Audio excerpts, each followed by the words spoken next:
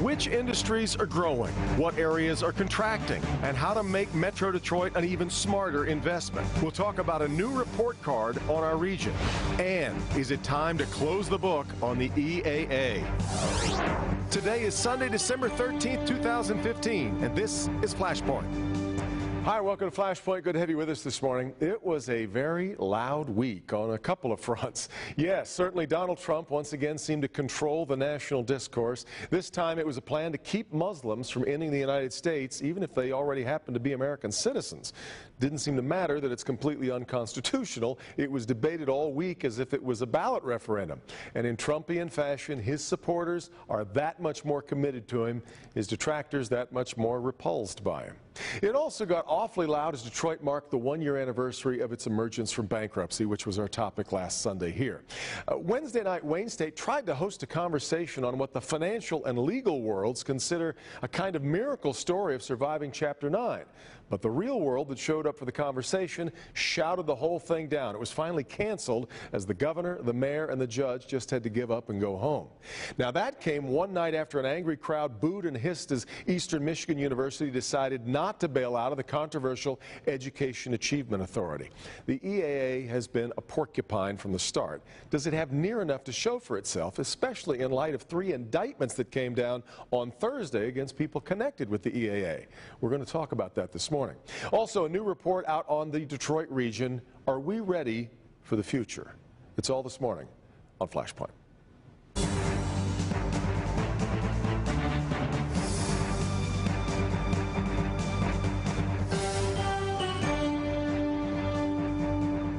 Well, tough week for the EAA. The governor's specially created school district made up of the most challenged schools in the state. It's been controversial since its inception. Its critics have long said the EAA hasn't shown any improvement in the schools, and now, with 3 indictments this week, they're even angrier.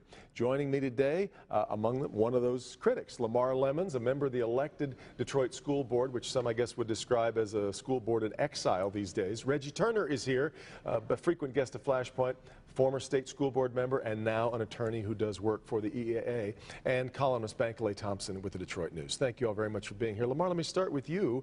I'm sure that it was long before this week that you decided that the EAA probably needed to go, but you feel even stronger about it now? Oh, even from its inception, they took money from the Detroit Public Schools to found it, took our staff, took our resources to even create the EAA. Then they put schools that did not qualify to be added to the EAA and put them in there anyway because they could.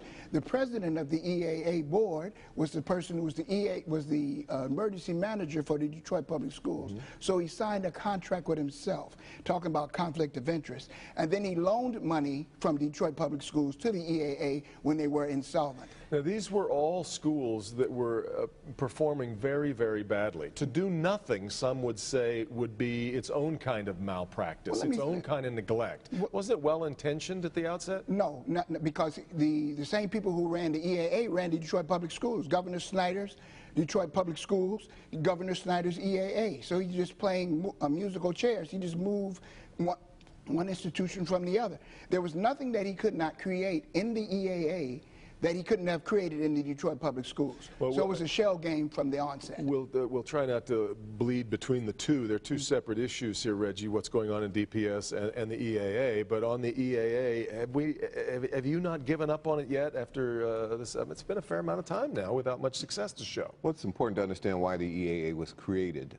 This was a bipartisan effort to ensure that the lowest performing DPS schools got special attention, and that was required under our Race to the Top application that would have gotten Michigan additional resources had we been successful in getting the Race to the Top money. But it had to be in the application, and it was the right idea.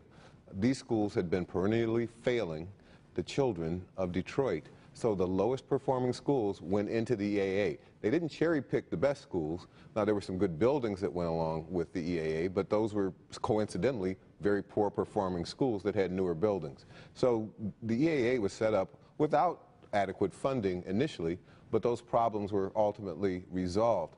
Without a loan from DPS, that was state money that was going through DPS. The $10 million alleged loan was actually money from the state that had to go through DPS because the EAA was not eligible to borrow in its first year of service.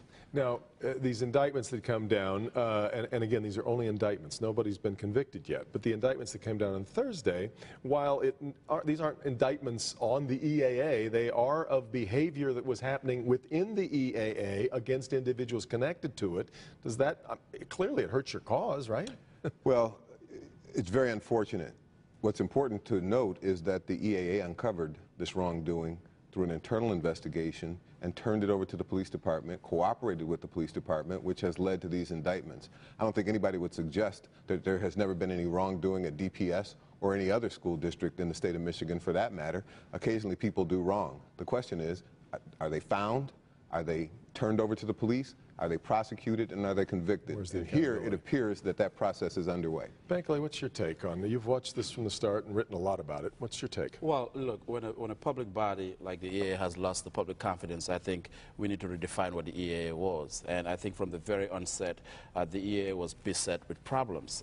When you name an entity, call it an entity for the lowest performing schools, it's hard to attract. It's difficult to attract anyone or any child into that school. No parent in their right mind want to send their child to an entity that's called the lowest performing school. So from the very, much of a selling point. So it's not a selling point, and so from the very onset, I think that was the problem. Again, the indictments, we know, everyone is proven innocent until proven guilty. With the indictments and just the financial malpractice and the allegations that we basically see unfolding, I think it's bad for the EAA. I think it's losing public confidence every minute, every second, and I think the governor needs to take a second look at the EAA, perhaps possibly remove or scrap the EAA, because this entity has lost public confidence. Again, no one will send their child to an entity that is called the lowest performing schools. Well, that's a big problem. But the response to that is, Bankole, we have to tell the truth to parents about what's going on in the schools. For too long, parents have been in the dark about the poor quality of the schools their children were attending, and nobody was doing anything about it.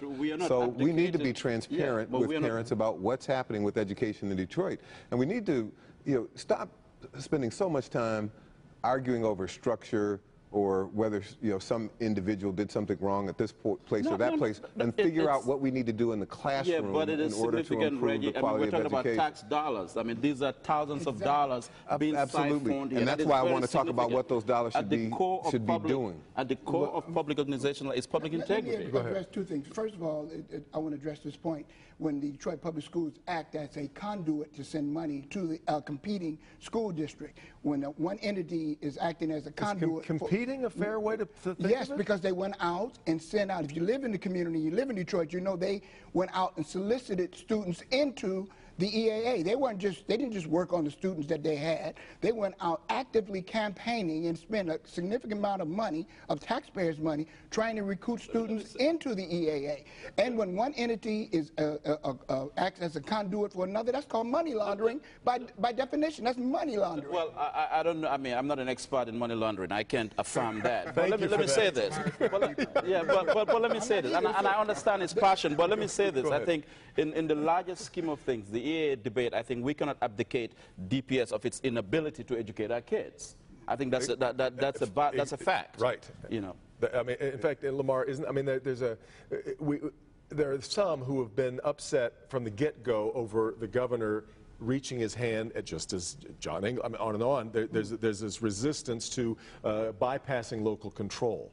If I could convince you that it was in the best interests of the kids, could we ever get that one off the table, or is local control so much the real center point of your argument? Let me say this. It is never in the best interest of the kids to disempower their parents or to remove democracy, and not in America anyway, to remove democracy for the sake of... Bankole's point, the DPS was failing before. It was not failing. In 1999, the Detroit News printed. In 1998, we have they said the Detroit test scores were soaring. It was one of the best schools in the country, school districts in the country. I don't remember that article. Wait a minute, let me finish. In the country for those schools, for urban schools in America. We had 40, Adamati reported back to the Detroit Public Schools, we had 40 schools at the national level with 80% free or reduced lunch. You get the last 10 seconds, I'm afraid. But I just want to say that we're talking about adult structures when we should be talking about classroom excellence. I appreciate the conversation. Get to a break. Back with more on Flashpoint in just a minute.